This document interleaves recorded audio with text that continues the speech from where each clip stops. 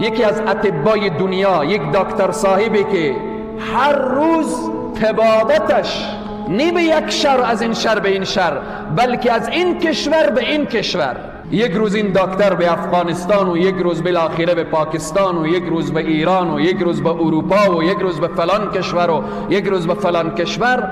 این طبیب در حرکت هست، در مسیر راه داخل طیاره هست و بعداً هوا چنان ابر و بارانی و هوا چنان در رعد و برق قرار میگیره که در مسیر راه مثال بیان میکنم، مثلا مسیر طیاره از هرات کابل هست، هوا چنان به رعد و برق قرار میگیره که در مسیر راه در قندهار مثلا نشست میکنه، در میدان هوایی شندن نشست میکنه، در یکی از این میدان هایی که در مسیر راه هست. بعد طیاره می نشینه، میگن چنان آب و هوا خراب هست، وضعیت هوا خراب هست که تا 4 ساعت دیگر طیاره پرواز نمیکنه.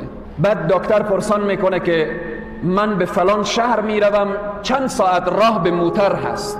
میگوین 2 ساعت راه میشه. میگه از این که من 4 ساعت را انتظار بکشم که پس به طیاره برم، 2 ساعت را به موتر طی میکنم.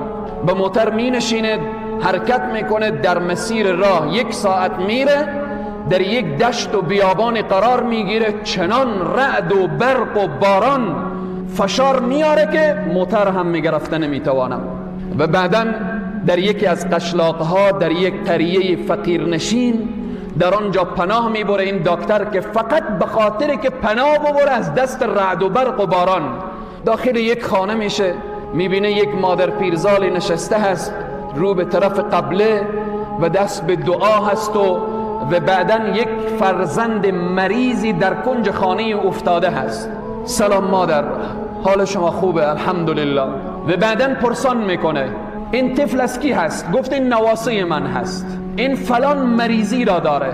تمام اطبایی که در این اطراف ما هستن ما را جواب دادن، فقط برای من گفتن که تو میتوانید، یک دکتریه که یک روز به اروپا هست، یک روز به آسیا هست، یک روز به آفریقا، اگر میتوانید نواسه خود را با این طبیب برسانید این مشکلش حل میشه، اگر نتوانید این از بین میره.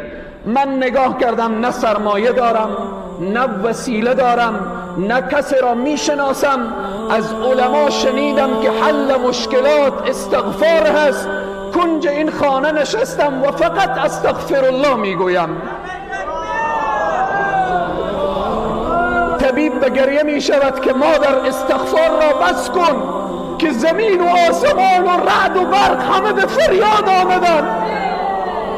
استغفار تو طیاره را از آسمان پایین کرد، استغفار تو موتر را به این دشت و بیابان ساکت کرد، استغفار تو همه بالاخره تقسیم اوقات ما را به هم زده. من همان طبیبم که در خدمت تو آمدم.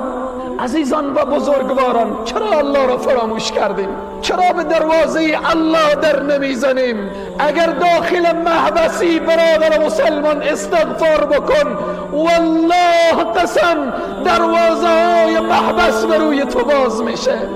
اگر در گوانتانامو قرار داری استغفار بکن، الله تو را از چنگال ظالمین نجات میده. اگر بیرون از زندانی قرضداری استغفار بکن، الله قرضداری تو را آسان میکنه.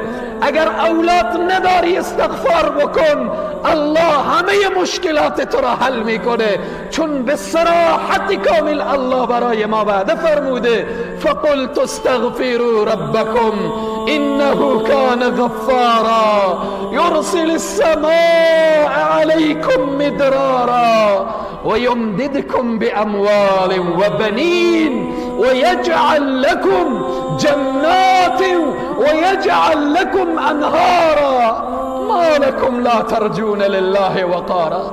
چی شده که رو گشتندید از الله؟ چی شده که پشت کردید به طرف الله؟ آیا الله بندگان خود را دوست نداره؟